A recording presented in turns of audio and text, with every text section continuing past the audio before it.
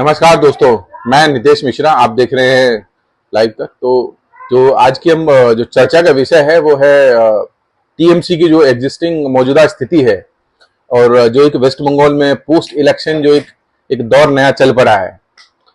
क्योंकि नया दौर हम अगर बात करें तो नया दौर इस लिहाज से कि जिस लिहाज से पिछले अगर 30, 35, 40 साल और का मोटा मोटा एक पॉलिटिक्स देखें पोस्ट इलेक्शन में क्या रहा है, वो चाहे सीपीएम के दौर में रहा तो पोस्ट इलेक्शन के बाद एक वायलेंस का दौर सीपीआईएम का तो टाइम में भी रहा है। सेम चीज जो है हम देखें अगर तो टीएमसी के टाइम में भी रहा है। तो लेकिन ये जो एक इलेक्शन का रिजल्ट आया है 2026 का जो लोकसभा में, जिसमें एक लैंडस्लाइड विक्ट्री कहीं ना कहीं बीजेपी को मिली है, जो एक अनएक्सपेक्टेड भी था।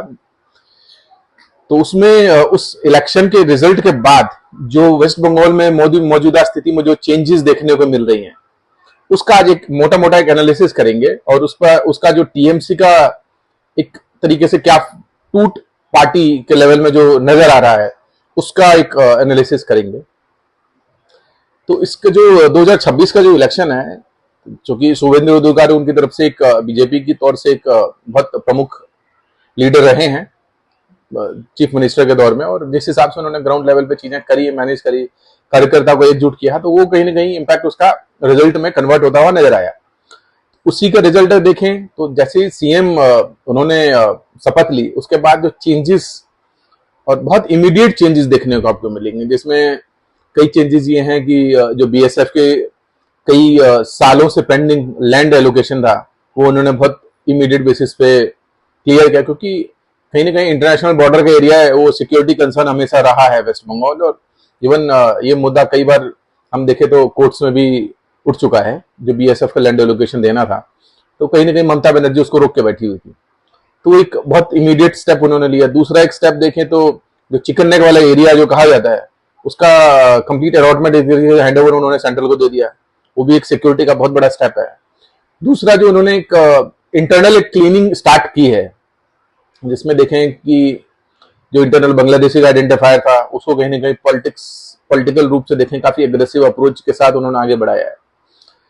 और जिस तरीके से आइडेंटिफिकेशन का काम चल रहा है, इवन कई केसेस में मदरसा जो एक अनऑथराइज्ड वे ऑफ चीजें अगर ले हम, क्योंकि लीगल वे में बहुत कम नंबर्स हैं, कहीं ना कहीं जो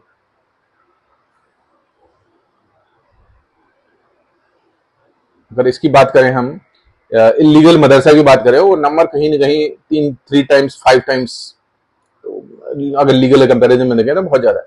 उस पर उन्होंने बहुत इमीडिएट बेसिस पे काम स्टार्ट किया, बिकॉज अगेन इंटरनेशनल बॉर्डर है, इन्फिल्ट्रेशन बहुत जबरदस्त रहा है, जो वेस्ट बंगाल में आज से नहीं 1970 है उससे पहले के ही चर्चा का विषय रहा है। तो कहीं ना कहीं बड़े इश्यूज को इन्होंने पिक किया है सबसे पहले ही। तो एक कहीं ना कहीं देखने वाला जो रिजल्ट है आने वाले समय में, वो देखना पड़ेगा क्या इसका मूलभूत इम्पैक्ट रहता है ऑन ग्राउंड। क्योंकि वो नेशनल लेवल पे भी कहीं ना कहीं स्टेट इशू नहीं है, ये नेशनल इश्यूज है, national security issue, security concern से लेकर कई सारी चीजें। क्योंकि जैसे अब दिल्ली ब्लास्ट में रिसेंटली देखेंगे तो उसके में जो कहा जाता है कि जो वो केमिकल्स वगैरह उन्होंने एक्सपोर्ट किया, वो कहीं ना कहीं बांग्लादेश के रूट से थ्रू आया था। तो उस लिहाज से नेशनल सिक्योरिटी के मामले में बहुत बड़ा इम्पैक्ट है।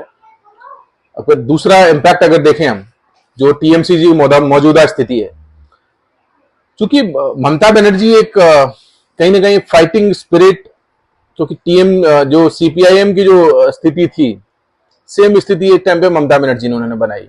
जो एक क्लब कल्चर सीपीआईएम का रहा ज्योति बसु के टाइम में, उससे पहले ममता बनर्जी ने उसको चैलेंज किया, ममता बनर्जी ने उसको एक तरीके से तोड़ा। लेकिन उस तोड़ने में जो उनको कामयाबी मिली, उसको उन्होंने सस्टेन नहीं किया। उन्होंने अल्टीमेटली वही सीपीआईएम मॉडल इन्होंने अडॉप्ट कर लिया सीपीआईएम खत्म करने के बाद। तो वही देखेंगे हम, same model operandi, same social welfare scheme, same जो क्लब कल्चर के थ्रू पॉलिटिक्स वहां कंट्रोल करना, ऑलमोस्ट जो सीपीआईएम की पॉलिसी रही सेम उन्होंने आगे परस्यू किया। कुछ चेंज नहीं आया एक्सेप्ट पार्टी और लीडर का नेम, जो चीफ मिनिस्टर का नेम और पार्टी का नेम, जो पहले सीपीआईएम और कम्युनिस्ट हुआ करती थी वो टीएमसी हो गई। लेकिन इस बार के इलेक्शन में देखें जो चेंजेस आनी स्टार्ट हुई, क्योंकि कहीं ना कहीं जो इससे पहले 2 रिजल्ट हुए और जिस तरीके से पोस्ट वायलेंस टीएमसी उसे समर्थित कार्यकर्ताओं के ऊपर कहा जाता है कई लाख लोग एक तरीके से जो भाजपा समर्थित थे विस्थापित हुए थे और कई हिंसा के शिकार हुए थे, और उसका एक इम्पैक्ट था लोगों के माइंड में कि इस बार भी ऐसा कुछ हो सकता है, क्योंकि डर अल्टीमेटली लोगों का, पॉलिटिक्स अपनी जगह है, वोटिंग अलग जगह है, अपनी सिक्योरिटी एक सबसे अलग प्रायोरिटी चीज है, जिसमें कहीं ना कहीं सुप्रीम कोर्ट जुडिशरी देखें तो उन्होंने बहुत एक्टिव रोल नहीं निभाया, क्योंकि कई केसेस फाइल हुई, कई पीआईएल्स फाइल हुए, बट वो ठंडे बस्ते में पड़े रहे।